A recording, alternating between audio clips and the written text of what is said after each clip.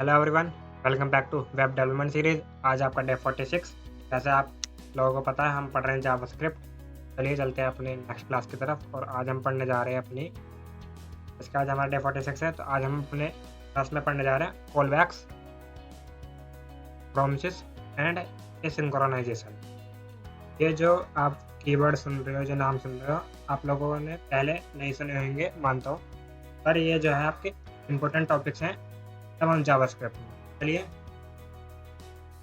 पहले पढ़ते हैं हम एसिंक्रोनाइजेशन रेट क्या होती है। अब सिंक्रोनाइजेशन जावास्क्रिप्ट आप लोगों को पता ही है। सिंक्रोनाइजेशन का मतलब क्या है? As a name suggest synchronize means sequence every statement of the code get executed by one by one. जैसे आप लोग को पता है जावास्क्रिप्ट जैसे हम कोई भी काम करते हैं तो one by one code execute होता है, ठीक है। तो basically a statement has to wait for the earlier statement to get executed. मतलब सिंक्रोनाइजेशन क्या है? हमारे 5 लाइन का कोड लिखा है तो वन बाय वन हमारा कोड जो है एग्जीक्यूट होगा, आप लोगों को पता है, ठीक। तो उसमें क्या होता है, जैसे कि पहली लाइन प्रिंट हो गई, दूसरी लाइन प्रिंट हो गई, तीसरी लाइन हमारी प्रिंट हो गई, चौथी लाइन हमारी प्रिंट हो गई। चौथी लाइन में मान लीजिए हमारा कोड है ज़्यादा, कोड है हमारा ज़्यादा, तो वो लेगा टाइम। तो पाँचवीं स्टेटमेंट को भी थोड़ी देर रुकना पड़ेगा, उसका वेट करना पड़ेगा। तो उसको कहते हैं सिंक्रोनाइजेशन। सिंक्रोनाइजेशन का चलिए थोड़ा सा एग्जाम्पल देख लेते हैं ताकि अपने स्टेप 9 में हमारी खाली होके देख लेते हैं। पहले सिंक्रोनाइजेशन क्या होता है इसका मैं कर देता हूँ कंट्रोल डॉट लॉग, ठीक है। और इसी में इम्पोर्टेंस लिख लें,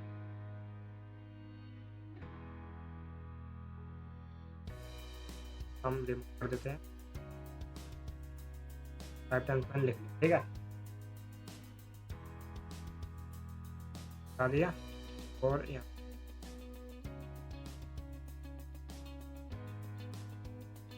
यहाँ आपकी हो गई और आपकी और इसको कर लेते हैं बैक, चलते हैं कंसोल में देखते हैं। 1 2 3 4 5 आपकी 5 स्टेटमेंट प्रिंट हो गई जैसे आप देख रहे हो अपने कोड में। तो ये थी आपकी कौन सी आपकी सिंक्रोनाइजेशन, ठीक है। ये आपकी कौन सी जावास्क्रिप्ट है? ये आपकी सिंक्रोनाइजेशन जावास्क्रिप्ट। मतलब कैसे वन बाय वन लाइन आपकी स्टेटमेंट प्रिंट हो रही है, तो ये थी आपकी सिंक्रोनाइजेशन जावास्क्रिप्ट, ठीक है। और अब आप देख रहे हो एसिंक्रोनाइजेशन जावास्क्रिप्ट। एसिंक्रोनाइजेशन क्या होती है? Asynchronization code allows the program to execute immediately, whereas the synchronization code मतलब मान लीजिए जैसे कि यहाँ पे ये थर्ड स्टेटमेंट है। थर्ड स्टेटमेंट मान लीजिए कोई डाटा फैच हो रहा है, वो भी एपीआई से, ठीक है। हम जैसे एपीआई से ओपन वेदर की एपीआई है या फिर कोई सी भी एपीआई, जैसे ओपन एपीआई बहुत सी।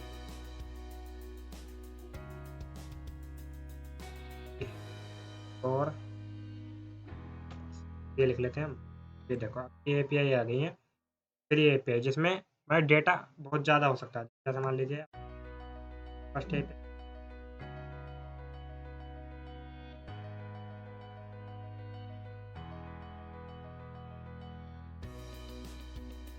मतलब जो एपीआई हो, जैसे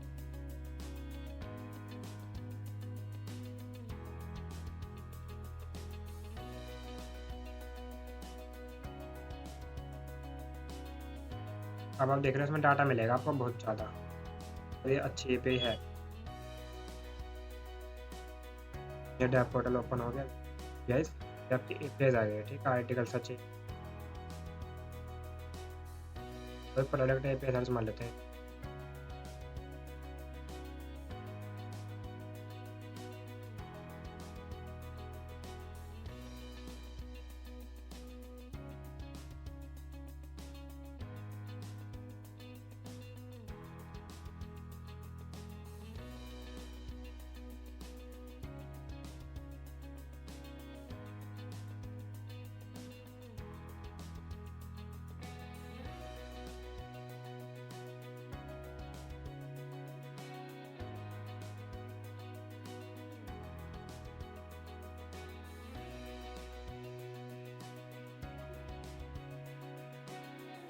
ट्राई करके देखो, इसमें डेटा कोई नहीं है, ठीक है। मान लीजिए कोई एपीआई से हम डेटा लेके आ रहे हैं, फैच होके आ रहा है हमारी वेबसाइट में। मान लीजिए ई-कॉमर्स की वेबसाइट है, उसमें प्रोडक्ट्स शो हो रहे हैं, ठीक है? तो हम उसका डेटा फैच करके ला रहे हैं अपनी वेबसाइट में। तो मान लीजिए कोई एपीआई कभी रिस्पॉन्स नहीं करती है या लेट रिस्पॉन्स कर रही है, तो हमारे जो बाकी की स्टेटमेंट है, ये जो थर्ड फोर्थ स्टेटमेंट है, इसको वेट करना पड़ेगा। इसको वेट क्यों करना पड़ेगा? क्योंकि हमारी जावास्क्रिप्ट जो कोड है सिंक्रोनाइजेशन चलेगा, मतलब सीक्वेंस वाइज। तो अब हम पढ़ रहे हैं सिंक्रोनाइजेशन। सिंक्रोनाइजेशन क्या होता है कि वो वेट नहीं करेगा, जैसे कि वो वेट नहीं करेगा। Synchronization code will the program execute immediately, मतलब इमीडिएट कर देगा वो रन। तो ये अगर जो भी सिंक्रोनाइजेशन कोड है वो will block further execution remaining the code until it's finish the current one, मतलब कि वो देखेगा कि पहले वेट करेगा कि ऊपर वाला ये मेरा लोड हो चुका है नहीं हुआ, पर ये सिंक्रोनाइजेशन में ऐसा नहीं होगा। तो देखते हैं, चलो एग्जाम्पल देख लेते हैं, ठीक है? इसमें जो आपका काम होता है ना, इसमें काम होता है सेट टाइम आउट। ये है, ये बना रखा है। अब देख,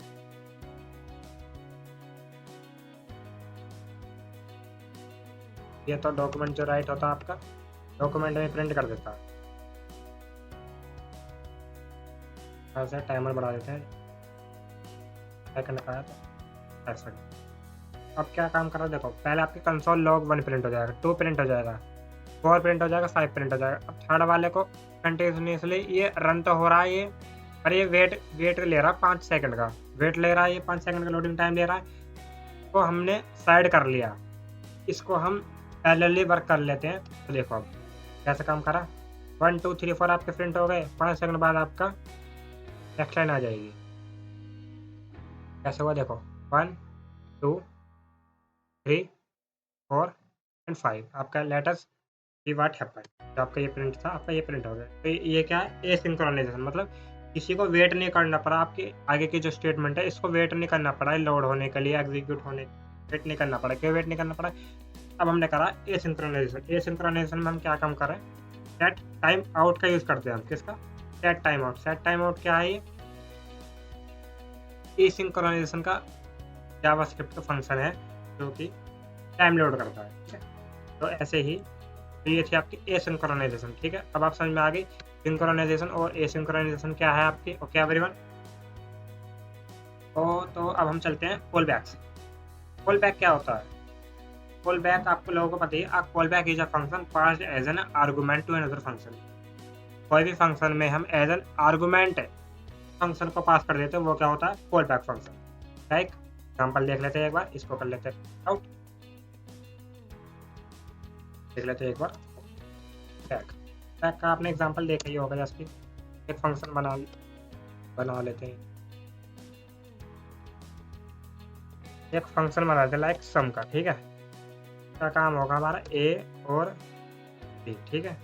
तो वैल्यू लेगा या कंसोल डॉट लॉग क्या काम करेगा, ये ए और बी को कर देगा, प्रिंट कर देगा, ठीक है? अब और एक फंक्शन बना लिया जिसका नाम है कैलकुलेटर। कैलकुलेटर आपने फंक्शन बना लिया, ठीक है? काम कर रहा है, ए बी वैल्यू तो लेगा ही, पर ये कॉल बैक वैल्यू लेगा, तो हम इसको दे देते हैं लाइक सम का कॉल बैक, सम कॉल, ठीक है? ये सम का कॉल बैक लेगा और इसके अंदर भी हम कर देते हैं कॉल बैक को कर देते हैं, कॉल बैक को हमने कर दिया रिटर्न। ये क्या है, ए बी कर दिया ये। अब अपने कैलकुलेटर को कर लेते हैं कॉल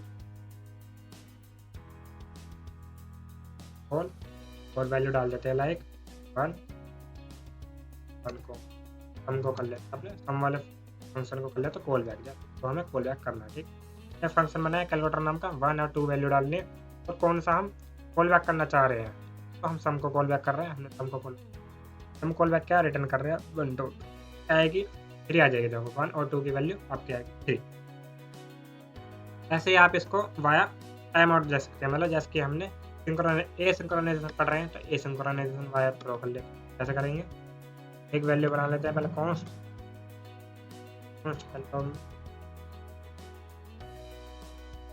हमने बना लिया फंक्शन बना लिया, सारा फंक्शन हम यूज़ कर लेते हैं, ठीक है? सारा फंक्शन यूज़ कर रहा है, इसमें कर लेते हैं कंसोल डॉट लॉग हेलो को कर लेते हैं, हेलो हमने कर लिया प्रिंट। ठीक है एवरीवन, कॉल बैक आप लोगों को बताइए कि किसी भी फंक्शन के आर्गूमेंट में फंक्शन को पास कर देना, उसको क्या कहते हैं, ऐसा कॉल बैक कहते हैं। तो हमने कंसोल डॉट लॉग कर लिया,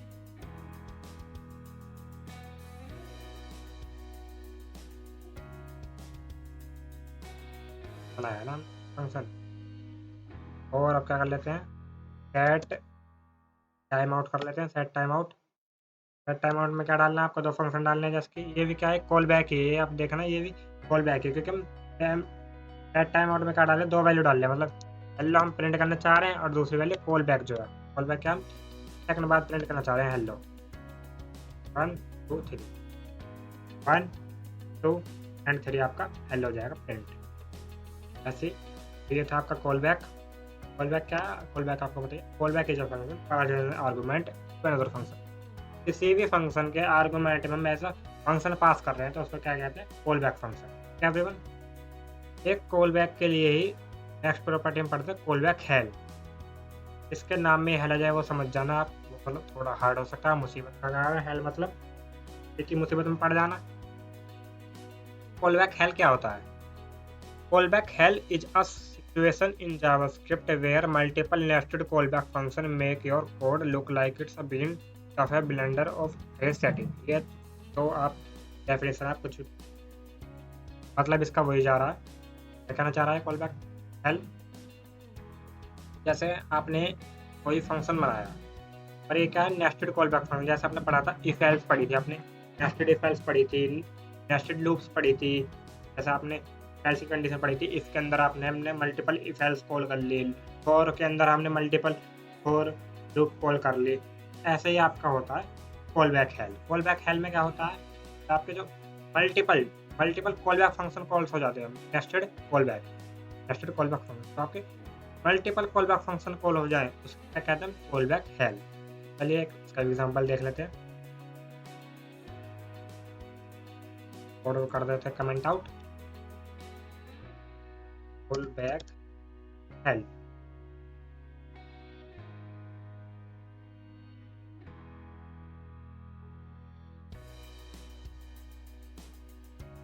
तो हम पढ़ रहे हैं call back hello. Call back hello में देखिए, मान लीजिए एग्जांपल से देख लेते हैं। लाइक मैंने कोई बनाया फंक्शन, ठीक, फंक्शन मैंने बना लिया गेट नाम का मैंने फंक्शन बनाया, ठीक है।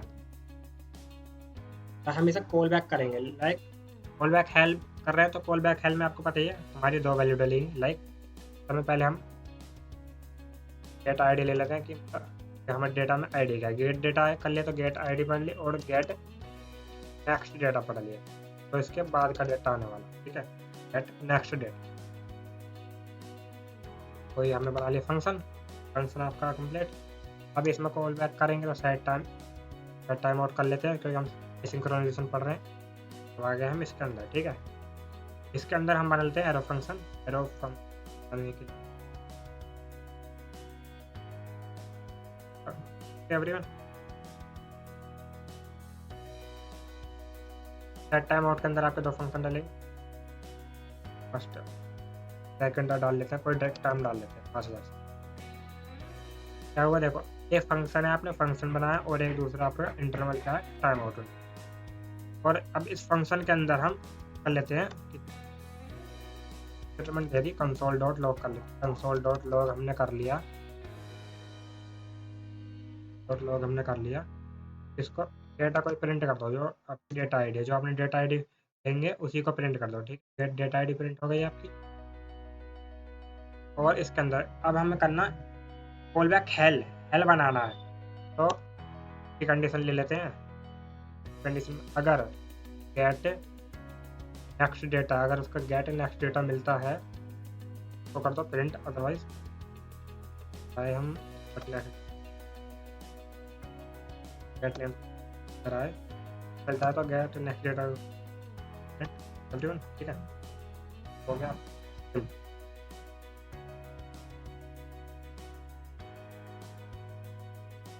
ओके, क्या बनाना हमें इसको, अब गेट डेटा को कॉल भी तो करना है। अब फंक्शन बना है, अब हमने गेट डेटा को कर दिया, हम कॉल कर दिया, कॉल करा तो उसमें हमने वैल्यू डाली, गेट डेटा में आईडी डालनी है 1 डाल दिया, ठीक है। और क्या है दूसरा आपको फंक्शन फंक्शन बना लेते हैं, लाइक एरो फंक्शन ही।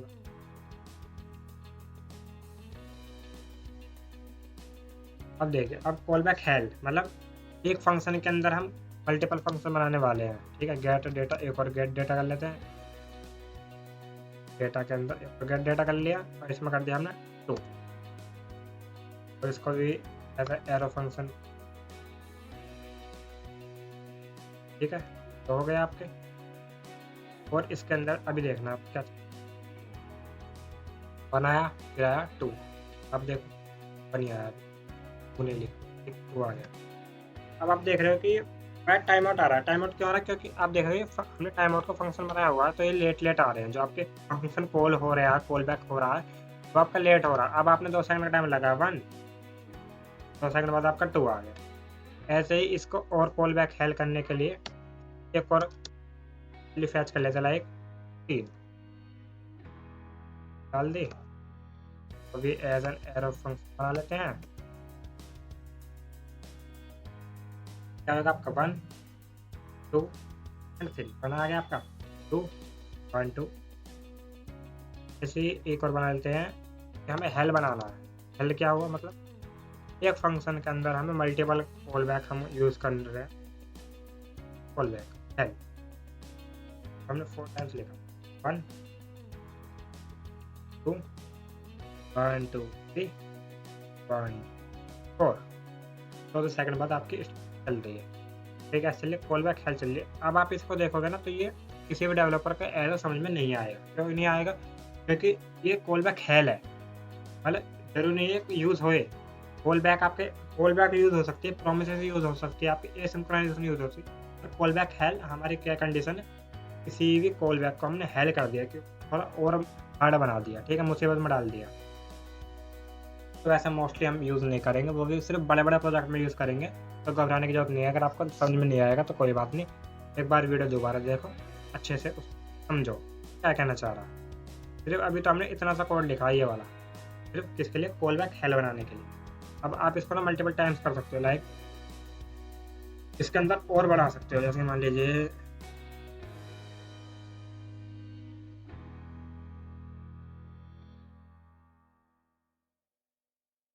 तो आज आपने क्या पढ़ा? कॉल बैक्स पढ़ा एंड एसिंक्रोनाइजेशन वेट पढ़ा। अभी प्रोमिस नहीं पढ़ा है। अब इसमें प्रायोरिटी समझाता हूँ। प्रायोरिटीज कैसे काम करती है। प्रायोरिटी क्या होती है?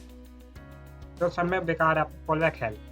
कॉल बैक हेल जो आपका कॉल बैक हेल जो है, ये मुसीबत में डाल देता है। कॉल बैक हेल से बचने के लिए, कॉल बैक हेल से बचने के लिए हमारे एक टर्म आता है जादू, का नाम है प्रोमिसेस।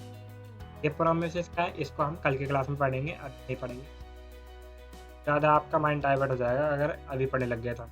क्योंकि अभी आपने सिंक्रोनाइजेशन पढ़ी है, एसिंक्रोनाइजेशन पढ़ी है, कॉल बैक पढ़ा, कॉल बैक हेल पढ़ा है, वो टॉपिक ऑलरेडी हो चुके हैं। प्रोमिसेस को पढ़ेंगे हम नेक्स्ट वाली क्लास में। तो जब हमारी कॉल बैक हेल वाली सिचुएशन बन जाती है, तो हमारे एक जादू का टर्म आता है जिसका नाम है प्रोमिसेस, ठीक है। पढ़ेंगे। प्रोमिसेस से भी बचने के लिए हम यूज़ करते हैं एसिंक्रोनाइजेशन वेट, मतलब ये जो हमारे एसिंक्रोनाइजेशन जावास्क्रिप्ट। चलिए आज की क्लास यहीं तक, नेक्स्ट क्लास में keep practice, keep coding, love you all.